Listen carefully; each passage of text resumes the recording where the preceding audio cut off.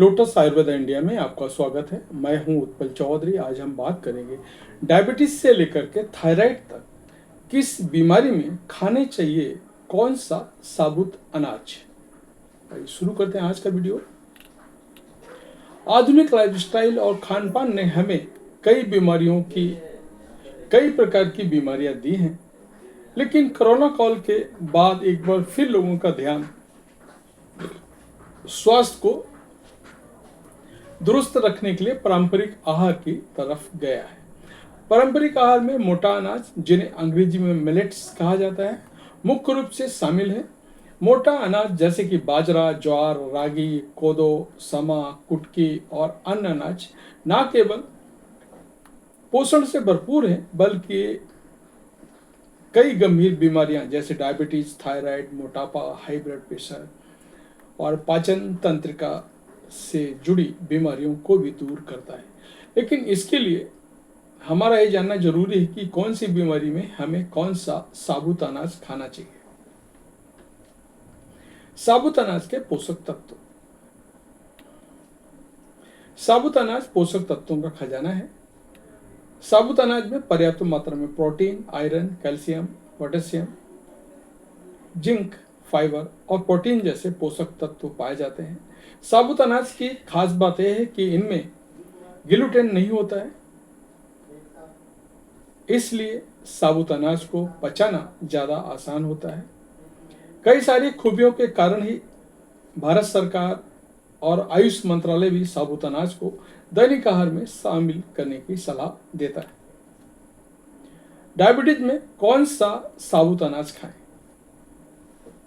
Diabetes के मरीजों को ब्लड शुगर को कंट्रोल रखना बहुत जरूरी होता है। साबुत अनाज में ग्लाइसेमिक इंडेक्स कम होता है, इसलिए यह ब्लड शुगर को कंट्रोल करने में मदद करता है। इसलिए डायबिटीज के मरीजों को कोदो मिलेट्स, बार्नयार्ड मिलेट्स यानी कोदो मिलेट का बार्नयार्ड मिलेट्स, इसमें सामा और ज्वार खाने की सलाह मैं देता हूँ। इन साबुत अनाजों में हाई फाइबर होता है। इसको खाने से शरीर का ब्लड शुगर धीरे धीरे बढ़ता है। डायबिटीज के मरीज कोदो की खिचड़ी, ज्वार की रोटी, समा का पुलाव बनाकर डाइट में शामिल कर सकते हैं। इससे ब्लड प्रेशर, आपका डायबिटीज कंट्रोल में रहता है। मोटापा में कौन सा मोटा अनाज खाएं? मोटापे से ग्रस्त लोगों को ऐसा अनाज खाने की सलाह दी जाती है जो जल्दी से हजम हो जाए और शरीर को कम कैलोरी दे। साबुत अनाज इसका सर्वोत्तम विकल्प है। मोटापा कम करने के लिए डाइट में बाजरा, कुटकी और कंगनी जैसे साबुत अनाज को खाने की सलाह मैं देता हूँ। साबुत अनाज में हाई फाइबर और लो कैलोरी पाई जाती है। यह फैट को तेजी से बर्न करने में मदद करता है। मोटापा घटाने के लिए साबुत अनाज का दलिया, इडली, उपमा और खिचड़ी दोनों खाना बेहतर होता है। थायराइड में कौन सा साबुत अनाज खाएं? जीवनशैली और खानपान के कारण थायराइड की समस्या महिलाओं में आम हो चुकी है। थायराइड हार्मोन असंतुलन शरीर के मेटाबॉलिज्म को प्रभावित करता है।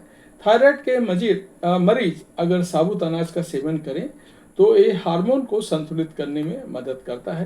थायराइड के मरीजों को रागी, कुटकी और संतुलित मात्रा में ज्वार खाने की मैं सलाह देता हूं। इन साबुत अनाजों को आप डोसा, माल्ट, कुटकी, उपमा या खिचड़ी बनाकर खा सकते हैं। हाई ब्लड प्रेशर में कौन सा साबुत अनाज खाएं? हाई ब्लड प्रेशर को कंट्रोल करने के लिए पोटेशियम, मैग्नीशियम और फाइबर युक्त साबुत अनाज खाने की मैं सलाह देता हूँ। इसके लिए डाइट में ज्वार, फॉक्सटेल, मिलेट और रागी को शामिल करना चाहिए। रागी में पर्याप्त मात्रा में पोटेशियम और कैल्शियम पाया जाता है। ये ब्लड प्रेशर को कंट्रोल रखता है।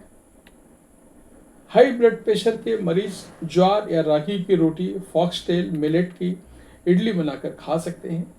पेट की बीमारी में कौन सा साबुत अनाज खाएं? पेट में दर्द, कब्ज, जलन, एसिडिटी जैसी पेट से जुड़ी बीमारी में कोदो, ज्वार, बाजरा खाना चाहिए। इन साबुत अनाजों में रासिस और फाइबर पाया जाता है जो मल को मुलायम बनाकर मल त्याग की प्रक्रिया को आसान कर देता है।